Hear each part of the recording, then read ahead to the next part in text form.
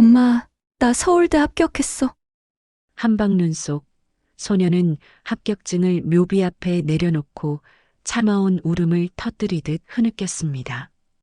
그때 조금 떨어진 곳에서 한 남자가 조용히 발걸음을 멈추었습니다.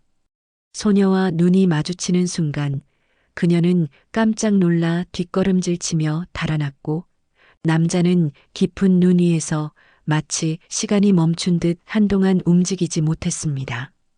그리고 그날의 눈발은 두 사람 사이에 오래 묻어둔 이야기가 있음을 조용히 일깨워주고 있었습니다. 사연에 들어가기 앞서 구독과 좋아요는 영상을 만드는데 큰 힘이 됩니다. 보고 계신 지금 한 번만 눌러주세요. 그럼 바로 시작하겠습니다. 서울 변두리의 오래된 컨테이너촌입니다. 겨울이면 방 안에서도 입김이 나오는 곳이죠.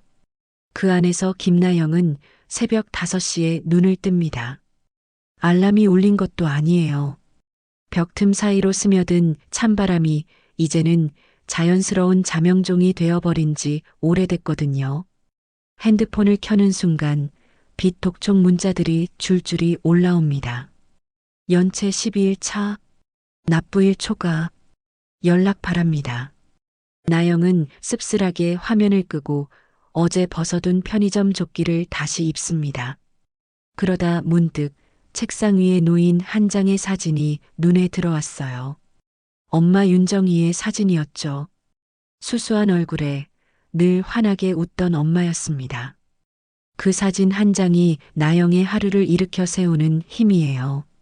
엄마는 나영에게 공부를 강요한 적이 단 한 번도 없었습니다. 나영이 어느 날 시험에서 47점을 받아와도 그저 머리를 쓰다듬으며 말했어요. 우리 나영이 공부 못해도 엄마는 항상 사랑해. 근데 노력해서 좋은 점수 받아오면 엄마는 조금 더 기쁘긴 하다. 그게 엄마 욕심인가 봐. 나영은 그 말이 너무 좋았습니다. 혼나지 않고 비교당하지 않고 자신의 노력을 그대로 봐주는 그 시선이 말이에요. 그래서 어린 나이에도 엄마를 기쁘게 해주고 싶은 마음 하나로 조금씩 공부를 하기 시작했죠. 그리고 초등학교 때 TV에서 봤던 서울대학교 캠퍼스를 가리키며 순수하게 말했어요. 엄마, 나 저기 갈게. 엄마 기쁘게 해줄게. 정희는 그 말을 듣고 눈을 반짝이며 나영을 꼭 끌어안았습니다. 우리 딸 엄마가 어디에 있든 내가 하고 싶은 길을 가면 그게 엄마의 기쁨이야. 그때 엄마는 나영이 이렇게 혼자 남을 줄 몰랐던 거예요. 2년 전 엄마가 갑작스레 세상을 떠났을 때 나영은 장례식조차 제대로 치르지 못했습니다. 병원비 680만 원이 밀려 있었고 장례 비용조차 마련할 수 없었어요. 나영은 엄마의 시신 앞에서 장의사에게 고개를 숙이며 애원했습니다. 제발 일주일만 기다려주세요. 제가 꼭 마련할게요. 하지만 돈은 어디에도 없었어요. 결국 나영은 엄마를 화장터로 보내는 것조차 빚을 내야 했습니다. 17살 소녀가 떠안기엔 너무 무거운 현실이었죠. 남은 건 엄마가 아프면서 쌓인 빚, 그리고 옷 몇 벌과 그저 작은 사진 한 장뿐이었죠. 그날 밤 나영은 컨테이너 바닥에 주저앉아 소리 없이 울었습니다. 목이 쉬도록 울어도 아무도 위로해주지 않았어요. 세상은 너무 차갑고 나영은 너무 어렸습니다. 그럼에도 나영은 엄마가 좋아하던 그 목소리, 그 표정을 기억하며 오기로 독하게 공부와 알바를 동시에 시작했어요. 새벽엔 편의점, 점심엔 학교, 저녁엔 카페, 밤엔 독학. 몸은 망가졌지만 엄마와 했던 약속만큼은 놓지 않았습니다. 엄마 나 진짜 서울대 갈게. 엄마가 좋아했던 그 웃음 다시 보고 싶어서. 나영은 차가운 공기를 들이마신 뒤 문을 열며 외투를 여밉니다. 오늘도 하루가 시작되는 거예요. 가난하고 고단한 하루. 하지만 엄마의 따뜻한 마음이 그녀를 버티게 합니다. 밖은 아직 어둡습니다. 가로등 하나 제대로 켜지지 않는 골목길을 나영은 천천히 걸어갔어요.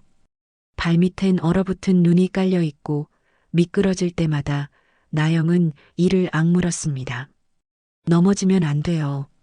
다치면 일을 못하니까요. 편의점까지는 도보로 20분 정도 걸립니다.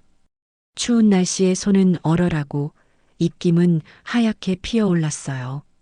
편의점 문을 열자 따뜻한 공기가 얼굴을 감쌌습니다. 나영은 조끼를 단정하게 입고 카운터 앞에 섰어요. 새벽 알바는 손님이 거의 없어서 조용합니다. 그 조용함 속에서 나영은 가방에서 작은 단어장을 꺼내 펼쳤죠. 영어 단어 1개, 2개씩 외우면서 틈틈이 공부했어요. 시간이 아까웠거든요. 일하는 시간도 쉬는 시간도 모든 시간이 나영에게는 공부의 연장이었습니다. 하지만 몸은 정직했어요. 새벽 6시쯤 되면 어지러움이 밀려왔습니다. 어젯밤도 컵라면 1개로 저녁을 때웠거든요. 속은 텅 비어 있고 머리는 핑핑 돌았어요. 나영은 카운터에 손을 짚고 잠시 눈을 감았습니다. 괜찮아, 조금만 참으면 돼. 그렇게 스스로를 다독이며 또 하루를 버텨냈어요. 오전 8시 편의점 알바가 끝나고 나영은 학교로 향했어요. 학교 급식실에서 먹는 점심이 하루 중 유일하게 따뜻하고 제대로 된 한 끼였습니다. 나영은 급식 한 숟가락 한 숟가락을 소중하게 먹었어요. 밥알 하나도 남기지 않고 깨끗하게 비웠죠. 친구들은 가끔 나영에게 물었습니다. 나영아, 너 요즘 괜찮아? 얼굴이 너무 창백한 것 같은데. 나영은 그저 웃으며 대답했어요. 응, 괜찮아. 그냥 좀 피곤해서 그래. 사실 괜찮지 않았습니다. 몸은 늘 무겁고 머리는 맑지 않았어요. 하지만 그 말을 꺼낼 수가 없었죠. 누구에게 말한들 달라질 것도 없었으니까요. 방과 후엔 카페 알바가 기다리고 있었습니다. 오후 4시부터 밤 10시까지 6시간 동안 나영은 커피를 만들고 손님을 응대하고 설거지를 했어요. 밤 11시 컨테이너로 돌아온 나영은 작은 책상 앞에 앉았어요. 방은 냉장고처럼 차가웠습니다. 손이 시려서 펜을 제대로 잡을 수조차 없었어요. 나영은 손을 입김으로 녹이며 책을 펼쳤습니다. 엄마의 사진을 한번 보고 깊게 숨을 들이마셨죠. 엄마 오늘도 버텼어. 내일도 버틸게. 그날 밤 나영은 책상에 엎드린 채 잠들었습니다. 이불도 덮지 못한 채로요. 꿈속에서 엄마가 나타나 나영의 등을 쓰다듬었어요. 우리 딸 조금만 더 힘내. 엄마가 지켜보고 있어.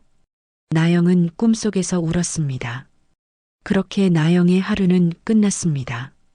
가난하고 외롭고 힘든 하루였지만 엄마가 남긴 사랑 하나로 나영은 오늘도 견뎌냈어요.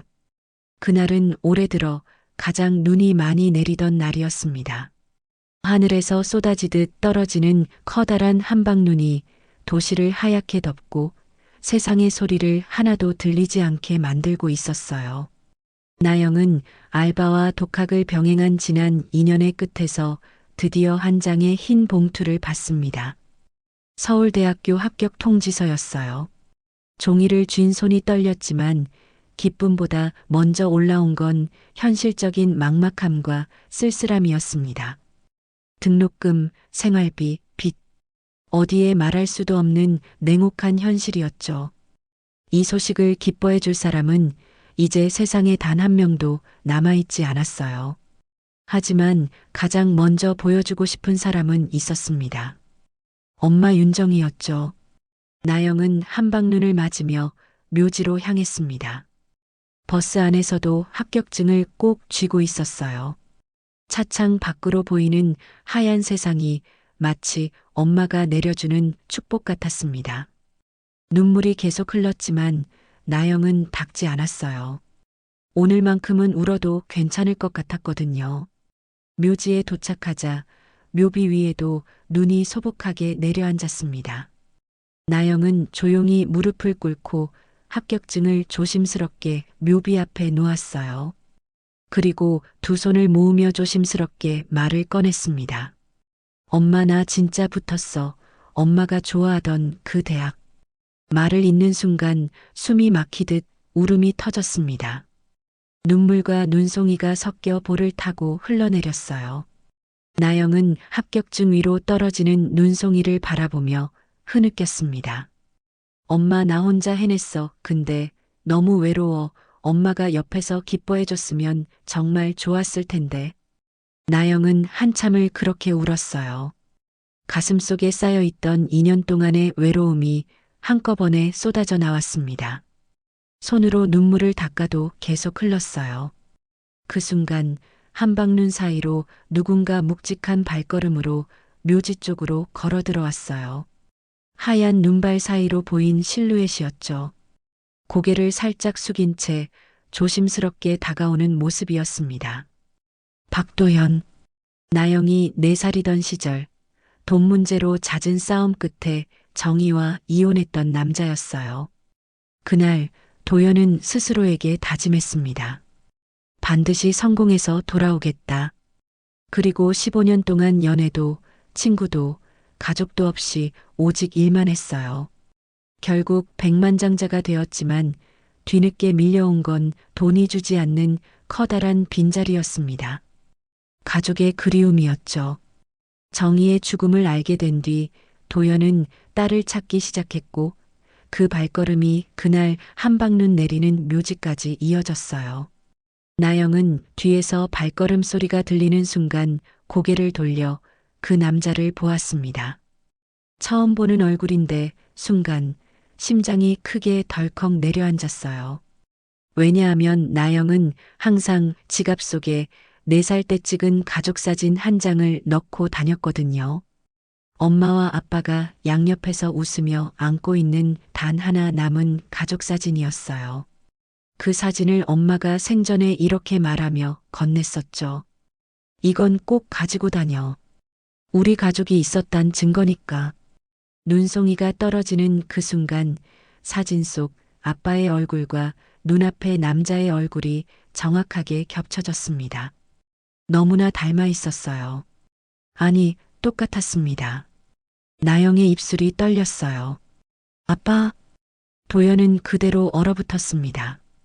떨리는 손을 조심스럽게 내밀며 한 발 내디뎠어요.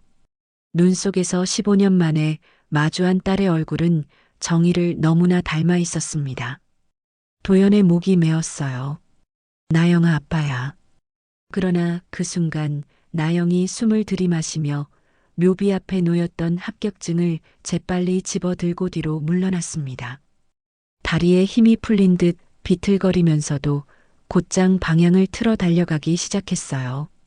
한방눈 위로 발자국이 깊게 찍혔습니다. 나영의 가방이 어깨에서 흔들리고 숨소리가 거칠어졌어요.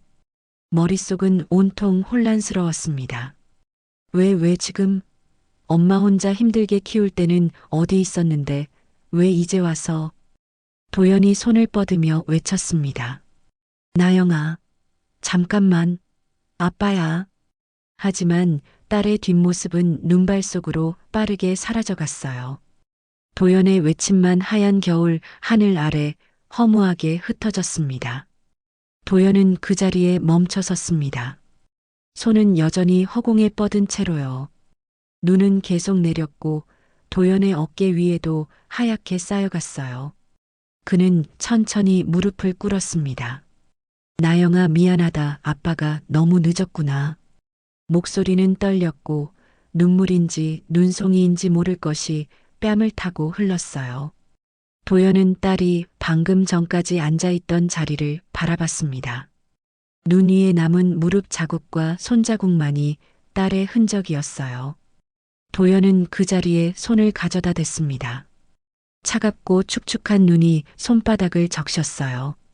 정희야, 우리 딸이 이렇게 컸어. 너 없이 혼자서 서울대까지. 도연은 묘비를 바라보며 천천히 고개를 숙였습니다. 15년 동안 놓쳤던 시간들이 주마등처럼 스쳐 지나갔어요. 딸의 첫걸음, 첫말, 첫 학교. 그 모든 순간을 도연은 함께하지 못했습니다. 눈은 계속 내렸고 묘지는 점점 더 하얗게 변해갔어요. 도연은 한참 동안 그 자리에 앉아 있었습니다. 일어설 힘도 일어서고 싶은 마음도 없었어요. 어느새 도연의 코트 위에도 눈이 두껍게 쌓였습니다. 하지만 도연은 움직이지 않았어요. 마치 벌을 받는 사람처럼 가만히 앉아 있었죠. 그날 밤 도연은 차 안에서 나영이 달려간 방향을 멍하니 바라봤습니다. 난방은 뜨겁게 틀어져 있었지만 도연의 마음은 얼음처럼 식어 있었어요. 나영아, 아빠가 어떻게 해야 할까? 너한테 어떻게 다가가야 할까? 도연은 고개를 떨구고 두 손으로 얼굴을 감쌌습니다. 성공했다고 생각했던 15년이 한순간에 무너졌어요. 돈도 명예도 그 무엇도 지금 이 순간만큼은 아무 의미가 없었습니다. 도연이 원했던 건 단 하나였어요. 딸이 자신을 아빠라고 불러주는 것. 하지만 그 짧은 한마디조차 들을 자격이 없다는 걸 도연은 알고 있었습니다. 한방눈은 밤새 내렸고 도착한 새벽은 더 차가웠어요. 도연은 차에서 내려 묘지를 한 번 더 바라봤습니다. 정희야, 아빠가 우리 딸을 꼭 지켜줄게. 이번엔 절대 놓치지 않을게. 그렇게 도연의 긴 밤이 끝났습니다. 하지만 나영을 향한 그의 발걸음은 이제 막 시작되었어요.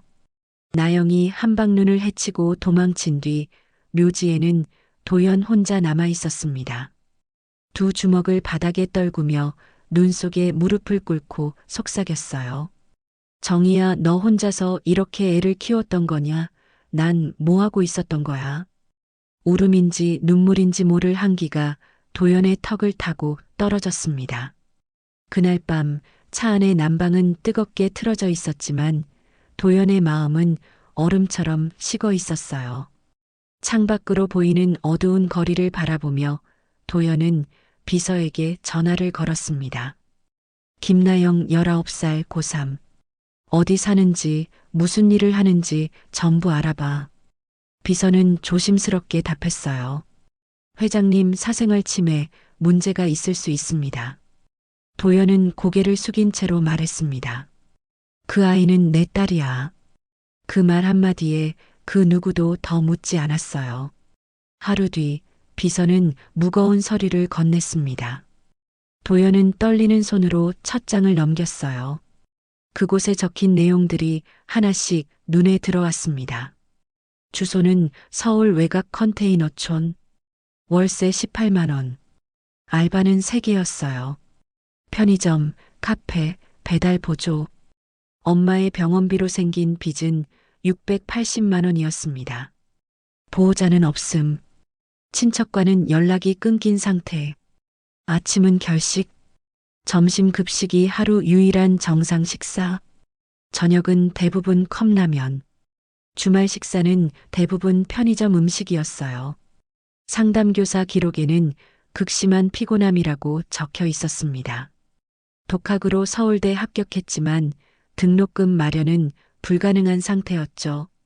도연은 보고서를 읽으며 자꾸만 손이 떨렸어요. 글자들이 흔들려 보였습니다. 그리고 결국 종이를 떨어뜨렸어요. 나영아, 너 이렇게 살고 있었던 거야. 숨이 가빠지고 죄책감이 목까지 차올랐습니다. 도연은 바로 차에 올라 딸의 주소지로 향했어요. 다음 날 새벽 컨테이너 문이 열리고 얇은 패딩을 입은 나영이 나왔습니다. 입술이 파랗고 걸음은 무거웠어요. 아침은 굶은 채 등교하는 모습이었죠. 도연은 차 안에서 그 모습을 바라보다 머리를 떨궜습니다. 우리 딸 아침도 못 먹고 이렇게 다니는구나. 가슴이 미어졌어요. 도연의 손은 핸들을 꽉 쥐었고 눈가는 뜨겁게 달아올랐습니다. 학교 급식실 창문 너머로 나영이 식판을 받는 모습이 보였어요. 밥과 국이 따뜻하게 김을 피웠습니다. 나영은 조심스럽고 소중하게 한 숟가락씩 음식을 먹었어요. 그 모습에 도연은 눈을 감았습니다. 그래도 점심이라도 따뜻하게 먹는구나. 그나마 안도의 숨이 나왔어요. 하지만 그것뿐이었습니다. 아침도 저녁도 제대로 먹지 못하는 딸의 현실이 도연을 짓눌렀죠. 학교가 끝나면 나영은 곧장 알바 장소로 이동했어요. 가방 속엔 얇게 찢어진 문제집과 단어장이 들어 있었습니다. 도연은 멀리서 그 가벼운 걸음 뒤에 숨겨진 무거움을 느끼며 천천히 차로 따라갔어요. 저녁 알바를 마치자 나영은 편의점 앞 작은 플라스틱 의자에 앉았습니다. 차가운 바람 속에서 컵라면이 유일하게 뜨거웠어요. 손은 빨갛게 트고 입김이 하얗게 뿜어져 나왔습니다. 라면 국물을 한 숟가락 마시고 작은 단어장을 펼쳐 눈을 비비며 외웠어요. 그 모습을 차 안에서 지켜보던 도연은 입을 막고 눈을 감았습니다. 정희야, 대체 어떻게 혼자 키운 거야? 우리 딸이 이렇게 살고 있는데. 그의 눈가에서 뜨거운 눈물 한 방울이 떨어졌어요. 밤 11시 나영이 컨테이너 안으로 사라지자 도연은 한참 동안 차 안에서 그 문을 바라보기만 했습니다. 결국 조심스럽게 차에서 내려 문 앞에 작은 박스를 놓았어요. 따뜻한 목도리, 생필품, 유부초밥과 과일, 간단한 약, 핫팩, 두툼한 무릎 담요가 들어 있었습니다. 그리고 망설임 끝에 메모지에 짧게 적었어요. 감기 조심해라. 문을 두드리고 싶은 마음은 손끝까지 차올랐지만 도연은 그 손을 끝내 올리지 못했습니다. 아빠라는 말을 지금은 꺼낼 수가 없구나. 도연은 작은 숨을 내쉬고 눈 내리는 밤길로 천천히 발걸음을 돌렸어요. 멀어지는 그의 뒷모습 뒤로 하얀 눈이 조용히 쌓여갔습니다. 다음 날 아침 나영은 문을 열다가 박스를 발견했어요. 누가 놓고 갔는지 알 수 없었지만 안에 들어있는 물건들을 보며 나영은 잠시 멈췄습니다. 따뜻한 목도리를 꺼내 들고 메모지를 읽었어요. 감기 조심해라. 짧은 글씨체였지만 왠지 모르게 익숙한 느낌이 들었습니다. 나영은 고개를 저었어요. 누구지? 하지만 오래 생각할 시간은 없었습니다. 알바 시간이 다가오고 있었거든요. 나영은 목도리를 목에 두르고 박스를 들고 안으로 들어갔어요. 그날도 그 다음 날도 도연은 나영의 일상을 멀리서 지켜봤습니다. 딸이 편의점에서 일할 때, 학교에서 공부할 때, 카페에서 커피를 만들 때, 도연은 항상 그 근처 어딘가에 있었어요. 어느 날 저녁 나영이 편의점에서 나오는 길에 발을 헛디뎠습니다. 얼어붙은 바닥에 미끄러져 넘어질 뻔한 순간 도연은 반사적으로 차에서 뛰어내렸어요. 하지만 나영은 가까스로 중심을 잡고 넘어지지 않았습니다. 도연은 멈춰서서 안도의 한숨을 내쉬었어요. 휴, 다행이다. 그러다 나영이 고개를 들어 주변을 둘러봤습니다. 도연은 재빨리 전봇대 뒤로 몸을 숨겼어요. 심장이 빠르게 뛰었습니다. 나영은 잠시 주변을 살피다가 다시 걸어갔습니다. 도연은 한참을 그 자리에 서 있다가 천천히 차로 돌아왔어요. 나영아, 아빠가 지켜볼게. 내가 받아들일 수 있을 때까지 조용히 지켜볼게. 그날 밤도 도연은 나영의 컨테이너 앞에 작은 박스를 놓고 갔습니다. 이번엔 따뜻한 죽과 비타민이 들어 있었어요. 메모지에는 이렇게 적혀 있었습니다. 밥 잘 챙겨 먹어라. 나영은 아침에 박스를 보며 고개를 갸우뚱했어요. 이번엔 조금 더 궁금해졌습니다. 대체 누가 이러는 거지? 하지만 여전히 답은 없었습니다. 나영은 죽을 데워 먹으며 작은 따뜻함을 느꼈어요. 오랜만에 제대로 된 아침이었습니다. 그렇게 도연은 딸의 하루하루를 조용히 지켜보며 자신이 할 수 있는 작은 일들을 했어요. 멀리서 보이지 않는 곳에서 아버지로서의 역할을 조금씩 시작했습니다. 저녁 알바를 마치고 컨테이너촌으로 향하던 나영은 평소보다 조금 늦은 시간에 퇴근했습니다. 밤 11시가 넘어가고 있었어요. 가로등조차 드문 좁은 골목길을 걸으며 나영은 가방을 꽉 움켜쥐었습니다. 요즘 문 앞에 자꾸 박스가 놓여 있는 게 신경 쓰였어요. 고마운 마음도 있었지만 동시에 누군가 자신을 지켜보고 있다는 느낌이 들어 불안했습니다. 골목을 걷는데 뒤에서 낯선 발걸음 소리가 따라붙었어요. 나영은 심장이 쿵쿵 뛰기 시작했습니다. 걸음을 빨리 하자 뒤의 발소리도 빨라졌어요. 나영이 불안해하며 뒤를 돌아보는 순간 어둠 속에서 두 남자가 나타났습니다. 눈빛이 싸늘하고 말투가 건조했어요. 한 남자가 비웃으며 말했습니다. 김나영 맞지? 너희 엄마 빚 우리가 대신 받아야겠다. 나영은 숨이 턱 막혀 뒷걸음질 쳤어요. 손이 떨리고 다리에 힘이 풀렸습니다. 저 그런 돈 없어요. 제발 여기서 이러지 마세요. 한 남자가 비웃으며 다가왔습니다. 우리가 장소 가리면서 이러는 줄 알아? 돈 없으면 다른 방법으로라도 갚아야지. 손목을 붙잡으려 하자 나영은 본능적으로 몸을 빼고 뛰기 시작했어요. 골목을 달리며 숨은 가쁘고 눈물은 저절로 흘렀습니다. 살려주세요. 누구 없어요. 나영의 외침은 텅 빈 골목에 메아리 쳤지만 아무도 나타나지 않았어요. 남자들의 발걸음도 뒤따라왔습니다. 잡아. 도망 못 가. 나영은 가까스로 밝은 큰 길까지 뛰어나와 사람들 사이에 섞여 숨었어요. 숨을 헐떡이며 뒤를 돌아보니 조직원들은 잠시 욕설을 남기고 사라졌습니다.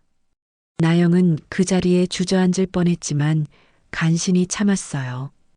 다리는 떨려서 설 힘조차 없었습니다. 심장은 터질 듯 뛰었고 손은 차갑게 얼어붙었어요. 무서워, 진짜 무서워. 나영은 편의점 앞 벤치에 앉아 한참을 떨었습니다. 지나가는 사람들은 나영을 힐끗 보고 지나갔지만 아무도 괜찮냐고 묻지 않았어요. 1시간쯤 지나서야 나영은 겨우 일어섰습니다. 컨테이너로 돌아가는 길, 주변을 계속 돌아보며 조심스럽게 걸었어요. 혹시 또 나타나면 어쩌나 하는 두려움에 온몸이 긴장했습니다. 컨테이너 문을 열고 들어가자마자 나영은 문을 잠그고 바닥에 주저앉았어요. 눈물이 와르르 쏟아졌습니다. 엄마 나 어떻게 무서워. 손으로 입을 막고 소리 없이 울었어요. 아무에게도 말할 수 없었습니다. 경찰에 신고해도 빚은 사라지지 않고 오히려 더 위험해질 수도 있었으니까요. 그날 밤 나영은 잠을 이루지 못했습니다. 작은 소리에도 깜짝깜짝 놀라며 문을 바라봤어요. 혹시 누가 문을 두드리면 어쩌나, 혹시 또 쫓아오면 어쩌나 하는 생각에 가슴이 조여왔습니다. 새벽이 되어서야 나영은 겨우 눈을 붙였어요. 하지만 악몽을 꿨습니다. 어두운 골목에서 남자들이 자신을 쫓아오는 꿈이었죠. 나영은 식은땀을 흘리며 깨어났습니다. 다음 날 나영은 평소보다 더 일찍 컨테이너를 나섰어요. 밤에 혼자 다니는 게 두려웠기 때문에 해가 있을 때 최대한 움직이려고 했습니다. 편의점 알바를 하는 동안에도 나영은 계속 입구를 쳐다봤어요. 혹시 그 남자들이 찾아오면 어쩌나 하는 불안감이 떠나지 않았습니다. 손님이 문을 열고 들어올 때마다 나영은 심장이 철렁했어요. 하지만 다행히 그날은 아무 일도 일어나지 않았습니다. 학교에서도 나영은 집중할 수 없었어요. 선생님의 말씀이 귀에 들어오지 않았고 친구들의 웃음소리도 멀게만 느껴졌습니다. 친구 한 명이 물었어요. 나영아, 너 요즘 안색이 너무 안 좋은데 무슨 일 있어? 나영은 억지로 웃으며 대답했습니다. 아니야, 그냥 좀 피곤해서 그래. 하지만 사실 나영은 너무나 지쳐 있었어요. 몸도 마음도 한계에 다다르고 있었습니다. 저녁이 되자 나영은 다시 두려움에 떨었어요. 알바를 마치고 집에 가야 하는데 어두운 골목을 지나가야 한다는 생각만으로도 다리가 떨렸습니다. 결국 나영은 카페 사장님에게 조심스럽게 부탁했어요. 사장님, 오늘 택시비 좀 미리 주실 수 있을까요? 사장님은 이상하다는 듯 나영을 쳐다봤습니다. 왜? 무슨 일 있어? 나영은 고개를 저었어요. 아니에요. 그냥 좀 급한 일이 있어서요. 사장님은 한숨을 쉬며 10,000원을 건넸습니다. 다음 주 급여에서 빼는 거다. 알았지? 나영은 고개를 숙이며 받았어요. 감사합니다. 그날 밤 나영은 처음으로 택시를 타고 집에 갔습니다. 차 안에서도 계속 뒤를 돌아봤어요. 혹시 누가 따라오는 건 아닌지 확인하면서요. 컨테이너에 도착해 문을 잠그고 나서야 나영은 안도의 한숨을 내쉬었습니다. 하지만 그 안도감도 잠시뿐이었어요. 내일은 또 어떡하지? 나영은 책상 앞에 앉아 합격 통지서를 바라봤습니다. 서울대학교 합격. 꿈 같은 일이었지만 지금 나영에게는 너무나 먼 이야기처럼 느껴졌어요. 엄마 나 정말 갈 수 있을까? 이렇게 무서운데 빚도 있는데 나 어떻게 해야 해? 나영은 그날 밤도 잠을 이루지 못했습니다. 창밖에서 들리는 작은 소리에도 놀라며 밤을 지새웠어요. 그렇게 나영의 하루는 공포 속에서 끝났습니다. 합격의 기쁨도 미래의 희망도 모든 게 빛과 두려움 앞에서 무너져 내렸어요. 나영은 처음으로 이제 정말 위험하다라는 공포를 온몸으로 느꼈습니다. 수능도 끝나고 겨울 방학 전이라 학교에서도 사실상 정리 분위기였습니다. 선생님들은 졸업 준비에 바쁘고 학생들은 삼삼오오 모여 떠들며 마지막 고등학교 생활을 즐기고 있었어요. 하지만 나영은 그럴 여유가 없었습니다. 며칠 전 밤 골목에서 겪었던 일이 자꾸 떠올랐거든요. 잠을 자도 악몽을 꾸고 밥을 먹어도 목이 넘어가지 않았어요. 그날도 나영은 가방을 들고 하교하려고 교문 쪽으로 걸어가고 있었습니다. 학생들이 삼삼오오 떠들며 나가는 평범한 오후였죠. 그 순간 교문 앞에 낯익은 두 남자가 서 있었어요. 며칠 전 골목에서 자신을 쫓아왔던 그 빛 독촉 조직이었습니다. 나영의 발걸음이 멈췄어요. 심장이 쿵쿵 뛰기 시작했습니다. 뒤로 돌아가고 싶었지만 이미 남자들이 나영을 발견했어요. 한 남자가 손을 흔들며 웃었습니다. 김나영, 학교 끝났지? 우리랑 얘기 좀 하자. 나영의 표정이 차갑게 굳어졌습니다. 옆에서는 학생들이 나영과 두 남자를 번갈아 보며 웅성거리기 시작했어요. 저 사람들 누구야? 나영이 아는 사람인가? 왠지 분위기가 이상한데. 나영은 두 손을 꽉 쥐고 조심스럽게 다가갔습니다. 학생들 앞에서 소란을 피우고 싶지 않았거든요. 여긴 학교예요. 제발 이러지 마세요. 조직원은 손을 뻗지 않았지만 딱 한 걸음 의도적으로 나영 쪽으로 다가왔어요. 도망 다닌다고 끝나는 게 아니야. 너희 엄마 빚 내가 갚아야지.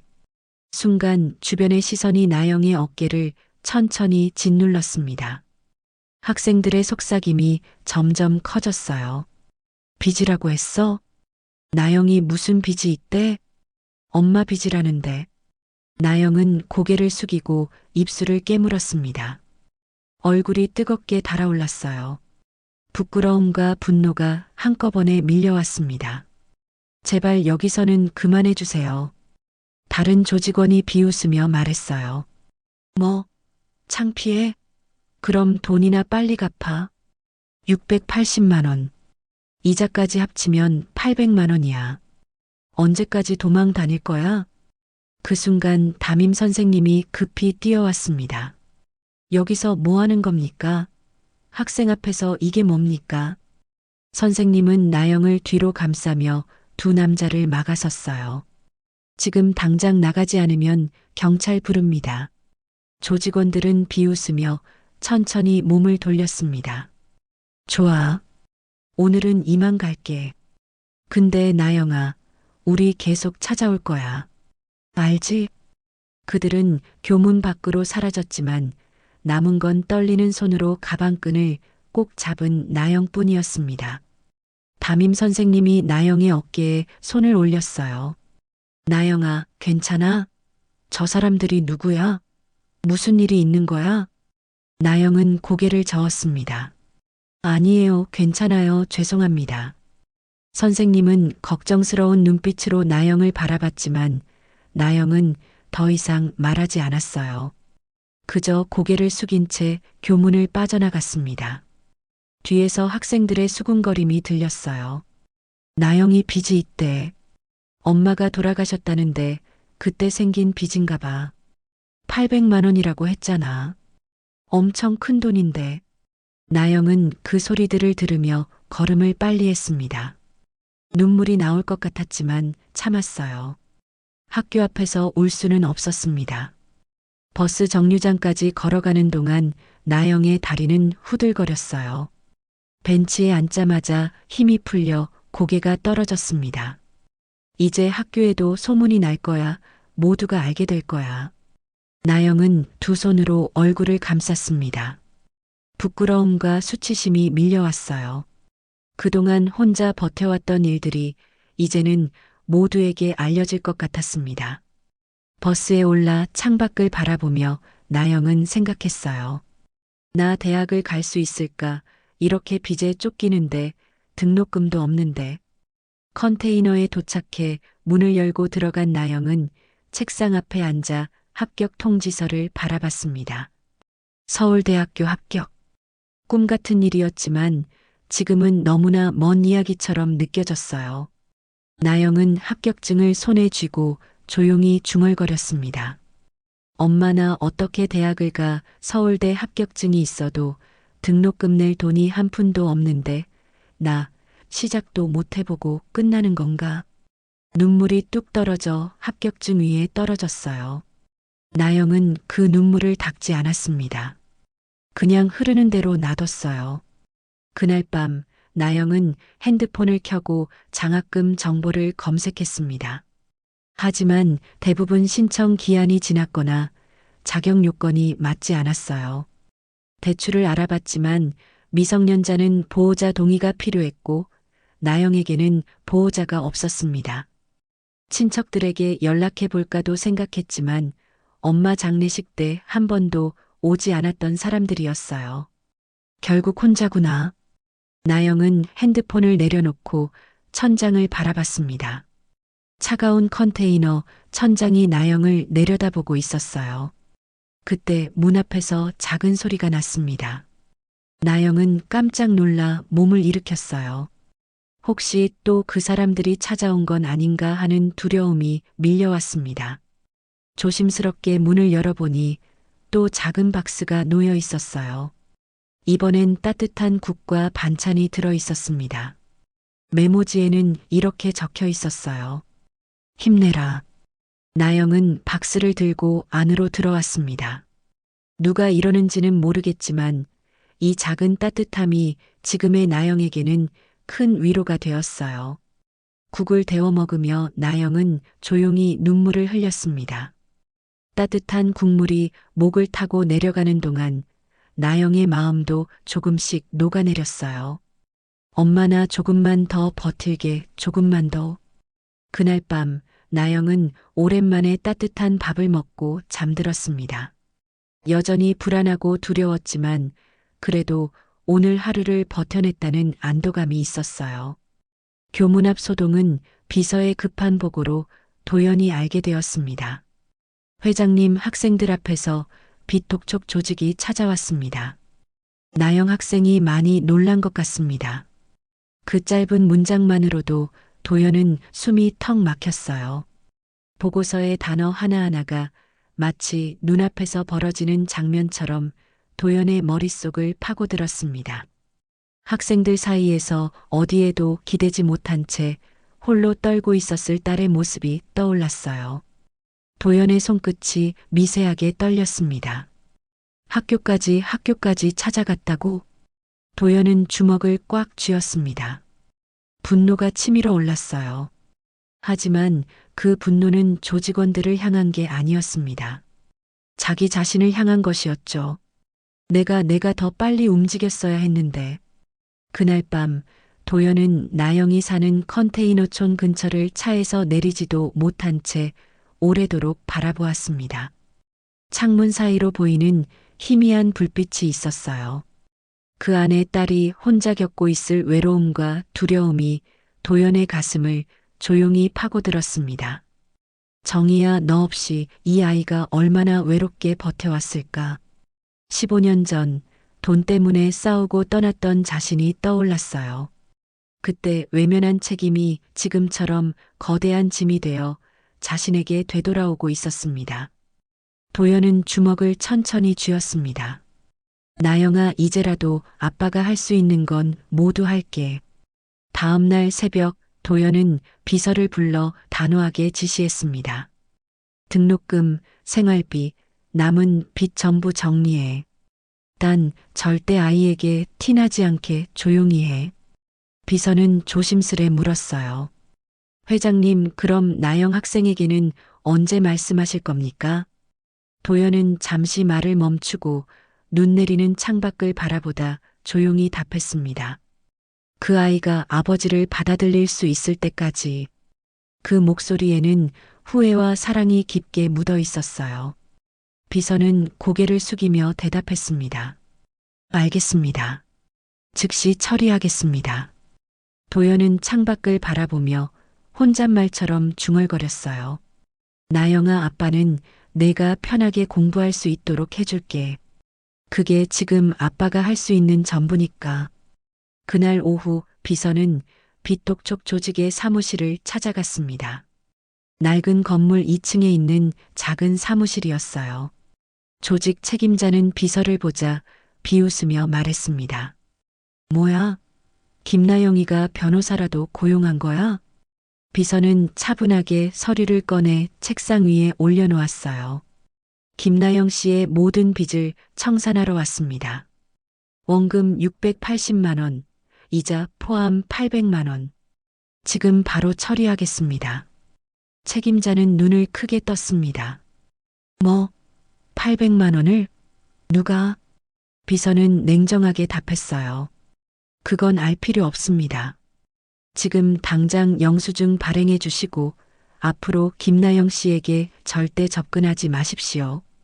비서는 가방에서 현금 뭉치를 꺼내 책상 위에 올려놓았습니다. 800만 원이 한꺼번에 쌓였어요.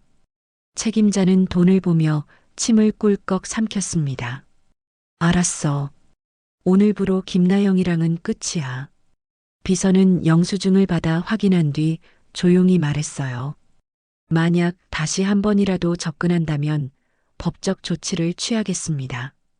그리고 비서는 사무실을 나왔습니다. 차에 올라 도연에게 전화를 걸었어요. 회장님, 빚 정리 완료했습니다. 도연은 잠시 침묵하다 낮게 대답했습니다. 수고했어. 등록금은 서울대학교 측의 익명 기부 명목으로 처리했습니다. 나영 학생의 등록금 전액이 장학금으로 지급될 예정입니다. 도연은 눈을 감았어요. 고마워, 정말 고마워. 전화를 끄는 도연은 차 안에서 한참을 앉아 있었습니다. 창밖으로 눈이 내리고 있었어요. 나영아, 이제는 무서워하지 않아도 돼. 아빠가 다 해결했어. 며칠 뒤 나영에게 학교에서 연락이 왔습니다. 서울대학교 장학재단에서 전액 장학금 대상자로 선정되었다는 소식이었어요. 나영은 전화를 받고 멍하니 서 있었습니다. 장학금 전액? 믿을 수 없었어요. 나영은 급히 학교로 달려가 담임 선생님을 만났습니다. 선생님은 웃으며 말했어요. 나영아, 축하해. 익명의 기부자가 너를 포함한 몇 명의 학생에게 장학금을 지원했대. 등록금 전액이 해결됐어. 나영은 손이 떨렸습니다. 저 진짜요? 이게 진짜예요?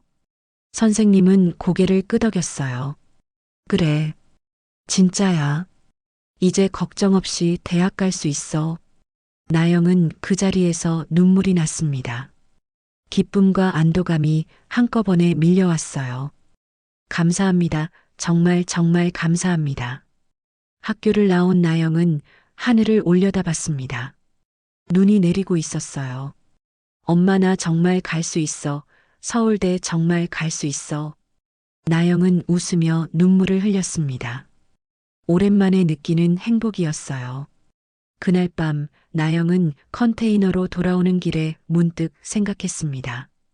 비톡촉도 안 오고 장학금도 갑자기 생기고 이게 다 우연일까? 나영은 고개를 저었어요. 아직은 확신할 수 없었지만 마음 한구석에서는 알고 있었습니다. 혹시 아빠? 하지만 나영은 그 생각을 떨쳐냈어요.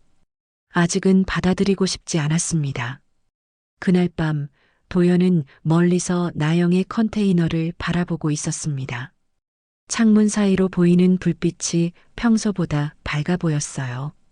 도연은 조용히 미소 지었습니다. 나영아, 이제는 조금 편하게 잘 수 있겠지? 아빠가 계속 지켜줄게. 눈은 계속 내렸고 도연은 차 안에서 딸을 조용히 지켜보았습니다. 말없이 멀리서 아버지로서 할 수 있는 일을 하며요. 교문 앞 사건 이후 며칠 동안 나영은 불안한 마음으로 지냈습니다. 그런데 이상한 일들이 이어지기 시작했어요. 첫째, 매일 오던 비톡촉 전화와 메시지가 갑자기 사라졌습니다. 나영은 핸드폰을 확인하며 고개를 갸우뚱했어요. 이상하네, 왜 갑자기 조용해진 거지? 둘째, 밤마다 컨테이너 주변에서 들리던 수상한 인기척도 어느 순간 조용해졌어요. 예전에는 누군가 주변을 서성이는 것 같은 느낌이 들었는데 요즘은 그런 게 없었습니다. 그리고 결정적으로 학교에서 받은 장학금 소식이었어요.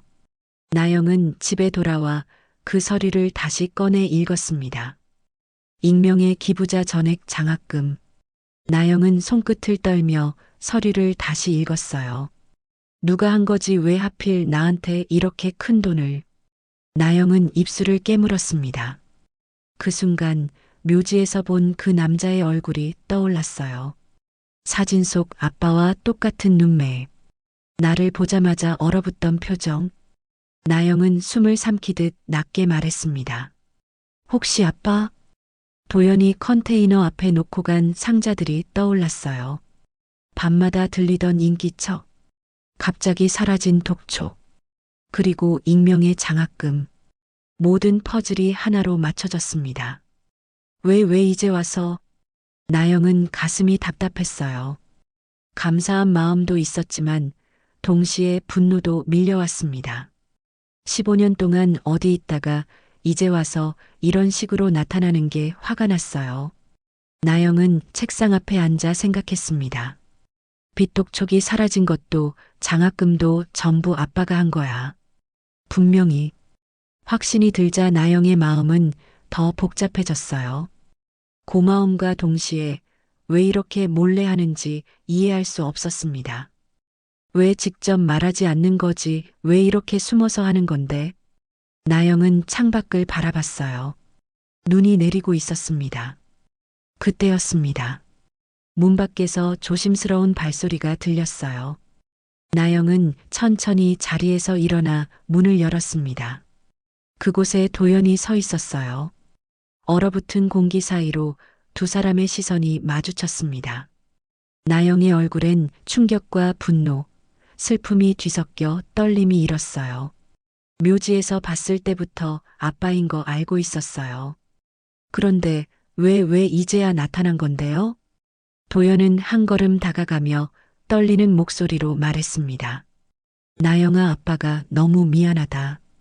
그러나 나영의 상처는 그보다 훨씬 깊었어요. 나영은 이를 꽉 깨물며 눈물을 떨궜습니다. 미안하다고요? 제가 아빠 없이 살아온 15년을 그 한마디로 지울 수 있다고 생각하세요? 도연은 대답하지 못한 채 고개를 떨궜어요. 나영의 목소리는 점점 커졌습니다. 엄마가 아플 때, 엄마가 돌아가셨을 때, 제가 혼자 밥 먹고, 혼자 울고, 혼자 버틸 때, 아빠는 어디 있었어요? 나영의 눈물이 볼을 타고 흘렀어요. 나영은 숨을 크게 들이마시며 물었습니다. 아빠는 왜 떠난 거예요? 왜 우릴 버리고 간 거예요? 도연은 고개를 들지 못한 채 떨리는 목소리로 대답했어요. 나영아, 그때 아빠가 너무 가난했어. 너한테 먹일 것도 입힐 것도 제대로 없었어. 엄마랑 매일 싸웠지. 돈 때문에, 생활비 때문에. 도연의 목소리가 갈라졌습니다. 그래서 아빠가 다짐했어. 반드시 성공해서 돌아오겠다고, 너희한테 떳떳한 남편이 되고 떳떳한 아빠가 되겠다고. 나영은 눈물을 흘리며 물었어요. 그럼 왜 돌아오지 않으셨어요? 왜 15년 동안 한 번도 안 오신 거예요? 도연은 주먹을 쥐었습니다. 성공하는데 15년이 걸렸어. 아빠는 미친 듯이 일했어. 잠도 안 자고 쉬지도 않고 오직 너희한테 돌아갈 생각만으로. 도연의 눈가가 붉어졌어요. 그런데 내가 엄마 소식을 들었을 때 이미 엄마는 세상을 떠난 뒤였어. 나영은 고개를 저으며 소리쳤습니다. 그럼 그때라도 오셨어야죠. 엄마 장례식 때라도 오셨어야 했잖아요. 도연은 눈물을 흘렸어요. 나영아, 아빠는 그때 소식을 몰랐어. 엄마가 돌아가신 지 1년이 지나서야 우연히 알게 됐어. 나영은 숨이 막혔습니다. 1년 뒤에 도연은 고개를 끄덕였어요. 그때부터 아빠는 너를 찾기 시작했어. 내가 어디서 어떻게 사는지 알고 싶었어. 나영은 고개를 저었습니다. 잘못한 걸 알면 왜 진작 오지 않으셨어요? 왜 이제 와서 이렇게 몰래 도와주는 건데요? 나영은 주먹을 꽉 쥐었어요. 빚도 장학금도 전부 아빠가 한 거 맞죠? 왜 직접 말씀 안 하셨어요? 왜 이렇게 숨어서 하신 거예요? 도연은 떨리는 손을 내밀었지만 나영은 한 발 뒤로 물러났어요. 도연이 조심스럽게 입을 열었습니다. 나영아, 아빠가 너한테 다가갈 자격이 없을 것 같았어. 그래서 그냥 멀리서라도 지켜보고 싶었어. 나영은 눈물을 흘리며 말했어요. 자격이 없다는 걸 알면 왜 이제 와서 나타나신 거예요? 차라리 모르고 사는 게 나았어요. 도연의 눈가가 붉어졌습니다. 나영아, 아빠는 내가 힘들어하는 걸 보고만 있을 수가 없었어. 나영은 고개를 저으며 뒤로 물러났어요. 저 아직 아빠를 용서할 준비가 안 됐어요. 그리고 천천히 문을 닫았습니다. 문이 닫히는 철제 소리가 도연의 가슴을 깊게 울렸어요. 도연은 눈 내리는 밤에 홀로 서서 한동안 움직이지 못했습니다. 손은 여전히 허공에 뻗은 채였어요. 나영의 마지막 말이 가슴에 박혔습니다. 아직 용서할 준비가 안 됐다. 도연은 천천히 고개를 숙였어요. 그래, 당연하지, 아빠가 너무 늦었으니까. 눈은 계속 내렸고 도연의 어깨 위에도 하얗게 쌓여갔습니다. 도연은 한참을 그 자리에 서 있다가 천천히 발걸음을 돌렸어요. 문 앞에 작은 박스를 하나 놓고 갔습니다. 따뜻한 핫팩과 간식이 들어 있었어요. 메모지에는 짧게 적혀 있었습니다. 아빠가 항상 지켜볼게. 도연은 멀어지는 발걸음을 옮기며 뒤를 돌아봤어요. 컨테이너 창문으로 희미한 불빛이 새어나왔습니다. 나영아, 아빠를 언젠가는 받아줄 수 있을까? 그날 밤 도연은 차 안에서 딸의 컨테이너를 바라보며 오랜 시간 앉아 있었어요. 눈물이 흘렀지만 닦지 않았습니다. 이건 아빠로서 받아야 할 벌이었으니까요. 문 안에서 나영도 울고 있었습니다. 분노와 슬픔과 그리움이 뒤섞여 눈물이 멈추지 않았어요. 아빠, 왜 이제야 왜 이렇게 늦게 온 거예요? 나영은 바닥에 주저앉아 소리 없이 울었습니다. 15년 동안 쌓였던 외로움이 한꺼번에 쏟아져 나왔어요. 그날 밤 부녀는 한문을 사이에 두고 각자의 자리에서 울었습니다.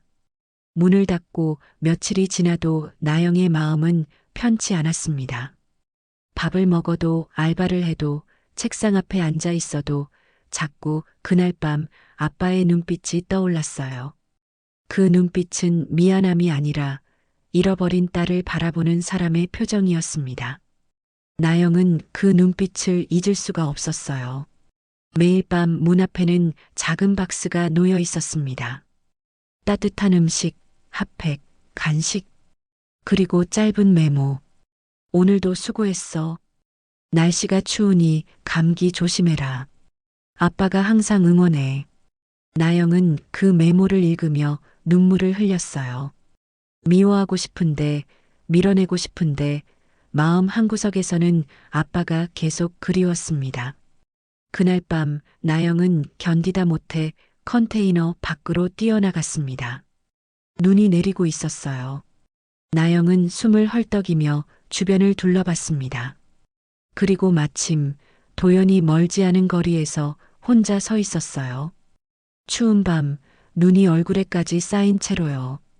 나영은 숨을 몰아쉬며 말했습니다. 왜 여기에 있는 거예요? 도연은 천천히 고개를 들었습니다. 눈가가 붉게 젖어 있었어요. 미안하다. 그냥 내가 퇴근할 때까지 여기 서 있고 싶었다. 나영은 그 말을 듣는 순간 마음이 무너졌습니다. 그럼 15년 동안은요? 그때는 왜 한 번도 찾아오지 않았어요. 도연은 차마 눈도 마주치지 못하고 겨우 목을 떨며 대답했어요. 내가 날 원하지 않을 거라고 스스로 그렇게 단정해버렸다. 나영의 눈물이 와르르 쏟아졌습니다. 저도 아빠가 필요했어요. 엄마 잃고 혼자 밥 먹고 혼자 버티고 무서워서 떨 때도 아빠 한 번만 오면 안 되나 그런 생각 얼마나 했는데. 도연은 마침내 견디지 못하고 나영에게 한 발 내딛었습니다. 아빠가 잘못했어. 정말 너무 잘못했어. 나영은 뒤로 물러나지 않았어요. 오히려 그 고백을 듣고 숨을 크게 들이켰고 마침내 도연의 품에 몸을 묻었습니다. 두 사람의 어깨가 하얗게 내리는 눈 속에서 천천히 떨렸어요. 도연은 딸을 안은 채 울음을 참지 못했습니다. 나영아, 이제는 절대 너를 혼자 두지 않을게. 아빠가 평생 너 곁에 있을게. 나영도 아빠의 옷깃을 꼭 쥔 채 흐느꼈어요. 늦었어도 와줘서 고마워요. 그 밤 컨테이너촌의 작은 골목에서 15년 동안 멀어져 있던 아빠와 딸이 처음으로 서로를 안았습니다. 눈은 계속 내렸고 두 사람의 포옹은 오래도록 이어졌어요. 말없이 그저 서로의 온기만으로 15년의 공백을 채워갔습니다. 몇 달 뒤 서울대 캠퍼스는 새 학기를 맞아 따뜻한 봄 햇살과 사람들의 설렘으로 가득했습니다. 입학식 날 붉게 피어난 매화향이 나영의 교복 자락을 스쳐갔어요. 그날 도연은 새벽부터 양복을 차려입고 학교 정문 앞에 서 있었습니다. 한 손엔 조심스럽게 준비한 꽃다발, 다른 손엔 오래 보관해온 가족 사진이 들어 있었어요. 사진은 약간 해졌지만 도연의 마음만큼은 그 어느 때보다 선명했습니다. 나영이 멀리서 걸어오는 모습을 보자 도연은 갑자기 말을 잇지 못했어요. 그 아이가 이제는 더 이상 작은 컨테이너에서 울고 있던 소녀가 아니었습니다. 봄 햇살처럼 밝게 서 있는 새로운 시작 그 자체였어요. 나영도 도연을 보자 천천히 걸음을 멈췄습니다. 잠시 두 사람 사이에 미묘한 정적이 흘렀지만 나영이 먼저 다가와 아버지의 손을 살며시 잡았어요. 아빠, 저 오늘 꼭 와줬으면 했어요. 그 한마디에 도연의 눈가가 흔들렸습니다. 아빠가 내 첫걸음은 꼭 지켜보고 싶었다. 나영은 입가를 살짝 떨며 웃었어요. 지켜봐 주세요. 아빠가 없는 15년 동안은 제가 혼자 버텼지만 이제는 아빠도 같이 걸어주면 좋겠어요. 도연은 말없이 꽃다발을 건네고 딸의 어깨에 털이 묻었는지 살며시 털어주었습니다. 그 작은 손길에서 나영은 15년 만에 처음으로 아버지의 따뜻함을 느꼈어요. 입학식 강당으로 들어가자 학생들은 가족들과 사진을 찍고 웃음소리가 캠퍼스에 가득했습니다. 나영은 잠시 머뭇거리다가 부끄러운 듯 아빠의 손을 다시 붙잡았어요. 아빠, 우리도 사진 하나 찍을까요? 도연은 놀라 눈을 크게 떴다가 금세 얼굴이 환해졌습니다. 그래. 그럼 우리 가족 사진 다시 시작하는 거다. 스마트폰 셔터가 눌리는 순간 나영은 아빠의 어깨에 살짝 기대며 속삭였어요. 아빠 와줘서 고마워요. 늦었어도 정말 와줘서. 도연은 그 말을 듣고 급히 고개를 돌려 왼쪽 눈가를 닦았습니다. 강당을 나오는 길, 하늘 위에 벚꽃이 흩날렸어요. 마치 15년 전의 공백을 하얗게 덮어주는 듯한 봄꽃이었습니다. 그날 두 사람은 아무 말 없이도 함께 걸었어요. 그리고 드디어 오랫동안 멈춰있던 두 사람의 시간이 같은 방향으로 천천히 움직이기 시작했습니다. 나영은 아빠의 팔짱을 끼며 말했어요. 아빠, 저 이제 엄마한테 자랑할 수 있을 것 같아요. 혼자가 아니라 아빠랑 함께 여기 왔다고요. 도연은 눈물을 참으며 고개를 끄덕였습니다. 엄마도 하늘에서 정말 기뻐하실 거야. 우리 딸이 이렇게 잘 자라줘서. 캠퍼스 벤치에 앉아 두 사람은 함께 도시락을 먹었습니다. 도연이 아침부터 준비한 김밥과 과일이었어요. 나영은 한 입 베어 물며 웃었습니다. 아빠가 만든 거예요? 도연은 쑥스럽게 웃었어요. 응, 처음 만들어 봤는데 맛있니? 나영은 고개를 끄덕였습니다. 네, 맛있어요. 정말 맛있어요. 그 순간 도연은 깨달았습니다. 자신이 그토록 원했던 게 바로 이거였다는 걸요. 거창한 것도 화려한 것도 아닌 그저 딸과 함께 밥을 먹고 웃는 이 평범한 순간이었습니다. 해가 저물어가고 두 사람은 천천히 일어났어요. 나영은 아빠의 손을 꼭 잡으며 말했습니다. 아빠, 앞으로도 계속 같이 있어 주실 거죠? 도연은 딸의 손을 꼭 쥐며 대답했어요. 당연하지. 아빠는 이제 절대 너를 놓지 않을 거야. 두 사람은 함께 캠퍼스를 걸어 나왔습니다. 석양이 두 사람의 그림자를 길게 늘어뜨렸어요. 15년 만에 아빠와 딸은 다시 하나가 되었습니다. 늦었지만 그래도 함께 할 수 있게 되었습니다. 그리고 그것만으로도 충분했습니다. 자, 오늘의 사연이 끝났습니다. 여러분의 판단은 어떠셨나요? 재미있었다면 1번, 아쉬웠다면 2번을 댓글로 꼭 남겨주세요. 여러분의 의견을 참고해 더욱 재미있는 사연으로 보답하겠습니다. 감사합니다.